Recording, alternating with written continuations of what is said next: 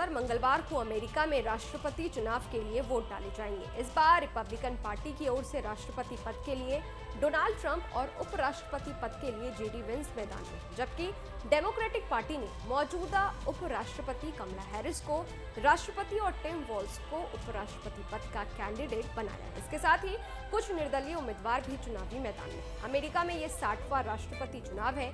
इसमें अमेरिकी नागरिक राष्ट्रपति और उपराष्ट्रपति चुनते हैं। दोनों का कार्यकाल 4 साल का होता है।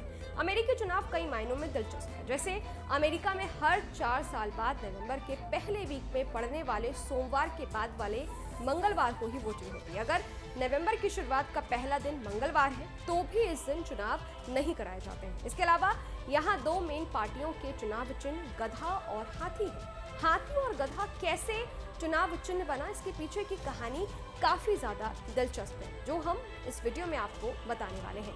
नमस्कार, मैं हूं अदिति शाह और आप देखना शुरू कर चुके हैं न्यूज नेशन डिजिटल। अमेरिका में वैसे तो कई पार्टियां हैं, लेकिन लोग ज्यादातर डेमोक्रेटिक और रिपब्लिकन पार्टी को ही जानते हैं। ये दोनों सबसे पुरानी पार्टियां हैं और इलेक्शन प्रोसेस में ये दोनों ही असरदार होती हैं। इसके अलावा ग्रीन पार्टी, लिबर्टेरियन पार्टी और कॉन्स्टिट्यूशन पार्टी सिर्फ नाम के लिए चुनाव लड़ते हैं, ये कभी नोटिस में नहीं आते हैं। अब बात करते हैं चुनाव चिन्ह गधा और हाथी के बारे में।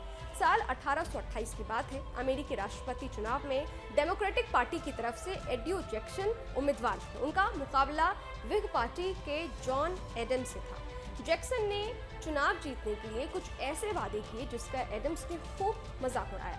एडम्स जैक्सन का नाम बिगाड़कर उन्हें जैकेस यानी कि गधा कहने लगे।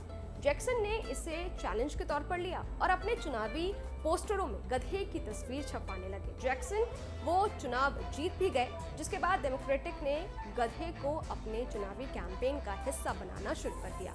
फिर 1860 का दौर आया। ये अमेरिका में चुनावी साल था। रिपब्लिकन पार्टी के उम्मीदवार अब्राहम लिंकन इलिनॉय राज्य में काफी मजबूती से लीड कर रहे थे। लिंकन को प्रभावशाली दिखाने के लिए अखबारों ने उनकी जगह हाथी की तस्वीर छापनी शुरू कर दी। ये पहली बार था जब रिपब्लिकन पार्टी को हाथी के तौर पर दर्शाया गया। हालांकि गधे के तौर पर डेमोक्रेटिक पार्टी और हाथी के तौर पर रिपब्लिकन पार्टी को पहचान देने में सबसे अहम भूमिका अमेरिका के चर्चित कार्टूनिस्ट थॉमस नेस्ट ने निभाई। उन्होंने 1870 के दशक में डेमोक्रेटिक पार्टी के लिए गधा और रिपब्लिकन पार्टी के लिए हाथी के कार्टून का जमकर इस्तेमाल किया। नतीजा ये हुआ कि दोनों ही पार्टियों ने गधे और हाथी को अपनी परमानेंट पहचान बना ली, जो अब तक जारी है। अमेरिकी राष्ट्रपति चुनाव के लिए 5 नवंबर को मतदान केंद्रों में स्थानीय समय अनुसार सुबह 6 बजे से रात 8 बजे तक वोटिंग होगी।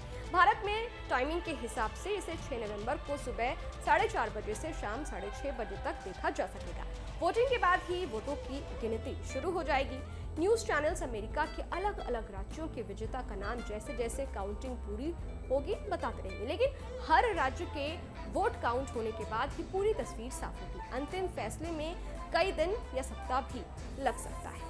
ये इस बात पर निर्भर करता है कि वोटों की गिनती कितनी तेजी से की जाती है और क्या कोई कानूनी चुनौतियां भी आती हैं। खैर, ये वीडियो आपको कैसा लगा? इस वीडियो पर आपकी क्या राय है? कमेंट बॉक्स में जरूर बताइएगा। बाकी देश और दुनिया की तमाम खबरों के लिए देखते रहिए न्यूज नेशन, मेरे यानी अदिति शाह के साथ। शुक्रिया। न्यूज नेशन अब व्हाट्सएप पर खबरों की ताजा अपडेट के लिए न्यूज नेशन के इस QR कोड को स्कैन करें।